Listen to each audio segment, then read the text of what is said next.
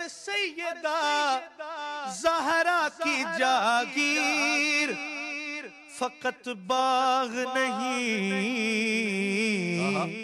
ارے ان کے قبضے میں ہے جنت کے کنارے سارے، ان کے قبضے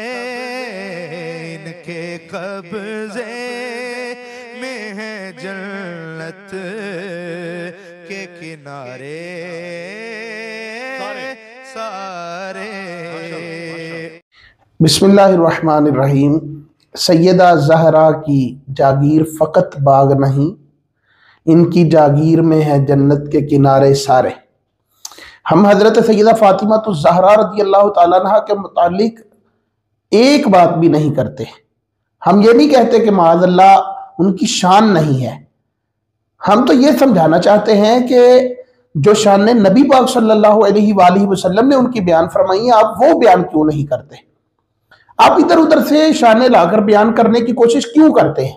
یہ کون سا رنگ ہے جو آپ کے اوپر چڑھا ہوا ہے اور آپ سیدہ فاطمہ الزہرا رضی اللہ تعالیٰ عنہ کی ذات پاک کو اتنا بلند کرنے کی کوشش کر رہے ہیں کہ وہ بعض دفعہ تو نبیوں سے بھی اوپر لے جاتے ہیں۔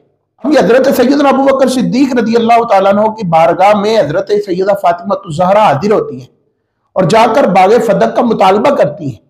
جب وہ حدیث پاک سناتے ہیں تو سیدہ فاطمہ الزہرا رضی اللہ تعالیٰ عنہ واپس پلٹ آتی ہیں۔ اس کے بعد یہ شعر پڑھنے کا مقصد کیا ہے کہ وہ باغ جو ہے وہ فقط ان کی جاگیر نہیں تھی۔ تو بھائی فقط کیا، جاگیر تھی ہی نہیں ان کی۔ کس نے کہا کہ یہ جاگیر ان کی تھی؟ جب نبی پاک صلی اللہ علیہ وآلہ وسلم فرما چکے کہ انبیاء اپنی وراثت نہیں چھوڑتے، ان کا ترکہ نہیں ہوتا، پھر اس کے بعد یہ شعر لا کر سیدہ پاک کی شان کو بیان کرنا یہ کیسا ہے؟ کیا یہ اہل سنت کے مسلمہ عقائد پر حملہ نہیں ہے؟ کیا اس میں حضرت سیدنا ابوبکر صدیق رضی اللہ تعالیٰ عنہ کی حکومت پر طعن و تشنیع کا دروازہ نہیں کھل رہا؟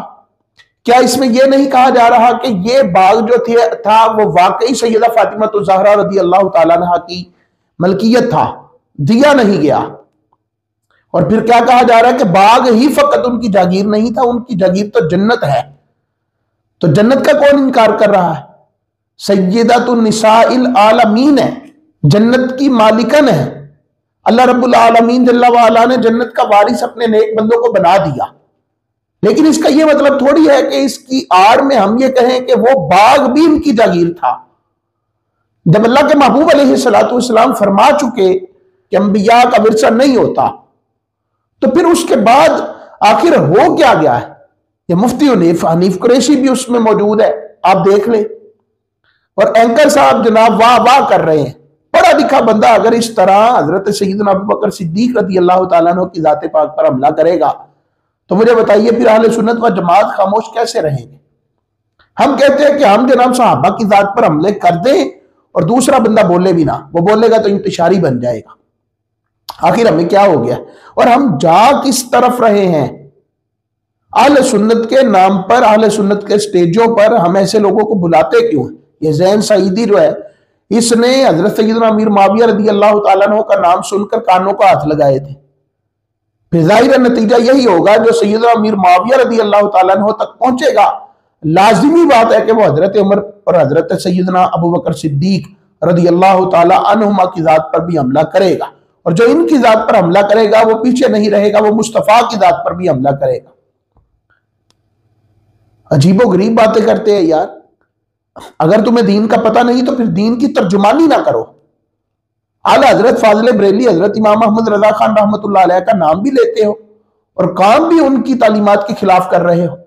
اصول میں ہمارے لیے اعلیٰ حضرت علیہ رحمہ حجت ہے، جو انہوں نے تحقیقات کر دی ہیں وہ حق ہے، ہم ان کے ساتھ کبھی اختلاف نہیں کر سکتے۔ بس وہی ہے جو انہوں نے 1400 سال کا لکھا ہوا ہمارے سامنے لا کر رکھ دیا۔ اب اس کے بعد معاذ اللہ پھر ان کو متنازع بنا کر اہل سنت کے مسلمہ عقائد پر حملے کرنا، یہ دین کی خدمت کیسے ہو سکتا ہے؟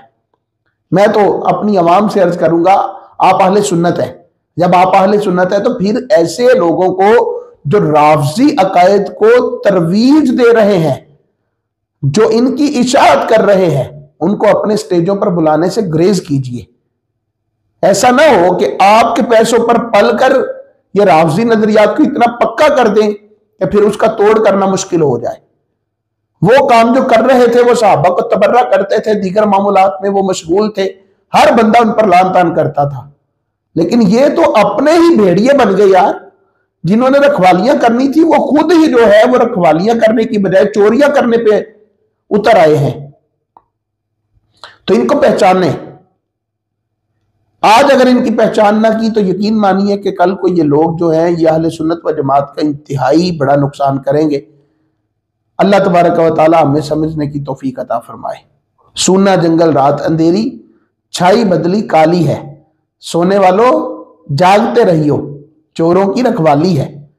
یہ چور رکھوالے بن گئے ہیں اور ان چوروں سے ہم نے بچنا ہے اور ان کو پہچاننا ہے. اللہ کرے تیرے دل میں اتر جائے میری بات.